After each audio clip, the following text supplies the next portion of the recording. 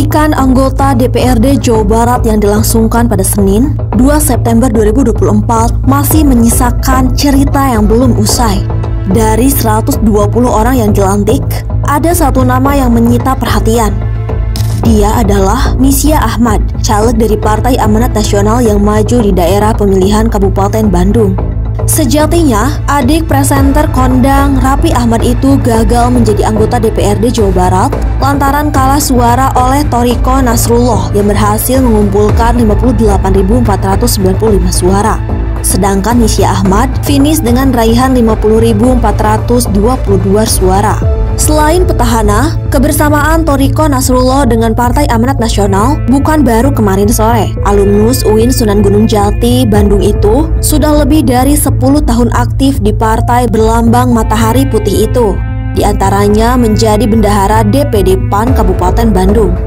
Pengalaman politiknya yang terbilang panjang itu mengantarkan Thoriko Nasrullah ke gedung DPRD Jawa Barat dalam Pileg 2019. Kemenangan serupa ia dapatkan dalam Pileg 2024. Sebagai petahana, ia berhasil melawan caleg-caleg lain termasuk Nisya Ahmad yang disokong modal besar dan nama tenar kakaknya. Namun, kemenangan yang sudah dalam genggamannya itu harus diserahkan kepada Nisya Ahmad. Thoriko Nasrullah mengundurkan diri dengan alasan yang masih samar. Pengurus pusat Partai Amanat Nasional berdalih, Thoriko akan diberi tugas oleh partai di tempat yang baru. Tugasnya apa dan di mana, hingga saat ini belum ada kejelasan. Kasus serupa pernah terjadi dalam Pileg 2019, penyanyi sohor yang juga istri Ahmad Dhani, Mulan Jameela, akhirnya melenggang ke Senayan setelah melalui proses yang panjang dan penuh drama. Mulan yang bertarung di daerah pemilihan Jawa Barat 11, Kabupaten Garut, Kabupaten Tasikmalaya, dan Kota Tasikmalaya, finish di urutan kelima. Ia yang posisinya berada di bawah Ervin Lutfi dan Fahru Rozi tidak bisa masuk Senayan lantaran kalah suara. Namun, perempuan yang semula bernama Raden Terry Tantri Wulansari itu tidak tinggal diam. Ia mengirimkan gugatan ke pengadilan untuk meminta Partai Gerindra menetapkan dirinya sebagai anggota DPR RI. Gugatan Mulan dikabulkan. Ervin Lutfi dan Fahru Rozi yang raihan suaranya di atas Mulan Jameela harus gigit jari. Mereka dipecat oleh Partai Gerindra dan posisinya diganti Mulan Jameela hingga dilantik sebagai anggota DPR RI. Sigit Ibnu Groho Surasprono, caleg DPR RI dari Gerindra untuk daerah pemilihan Jawa Tengah 1 juga bernasib sama. Ia yang menjadi caleg terpilih dalam Pileg 2019 tidak bisa masuk Senayan lantaran dipecat partai secara tiba-tiba. Namanya lantas digeser oleh Sugiono yang menjabat Wakil Ketua Umum Gerindra. Sejumlah caleg terpilih dari Partai Gerindra pun mengalami nasib serupa. Mereka yang sudah menang dan tinggal selangkah lagi masuk gedung parlemen di Senayan dicoret dari partai dan posisinya diganti oleh caleg lain.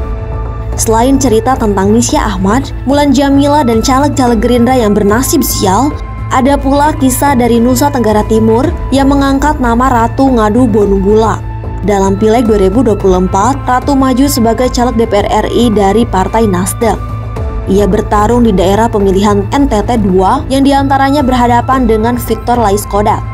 Kendati pernah menjabat Gubernur Nusa Tenggara Timur, Victor tidak bisa mengalahkan Ratu Ngadu yang berhasil menghimpun 76.331 suara, sedangkan Victor bisa hanya mengumpulkan 63.359 suara. Namun, meski sudah mengantongi suara signifikan dan bisa masuk Senayan, Ratu Ngadu Bonubula menyatakan mundur, sehingga kursinya di DPR RI nanti bakal diduduki Victor Laiskodat. Hingga kini, publik tidak mengetahui alasan detail dari pengunduran diri Ratu Ngadu Bonubula sebagai caleg terpilih. Di luar itu, ada pula caleg terpilih dalam Pileg 2024 yang mengundurkan diri lantaran menjadi peserta pilkada. Berdasarkan catatan KPU, ada puluhan caleg DPR RI terpilih yang sudah menyerahkan surat pengunduran diri untuk maju sebagai calon gubernur atau wakil gubernur dalam Pilkada Serentak 2024. Mereka diantaranya adalah Rano Karno, caleg dari PDI Perjuangan yang kini maju di Pilgub Jakarta sebagai bakal calon wakil gubernur, Deddy Mulyadi, caleg Gerindra yang bakal jadi calon gubernur Jawa Barat, Airin Rahmadiani, caleg Golkar yang maju di Pilgub Banten, dan Ahmad Syaihu, caleg PKS maju di Pilgub Jawa Barat.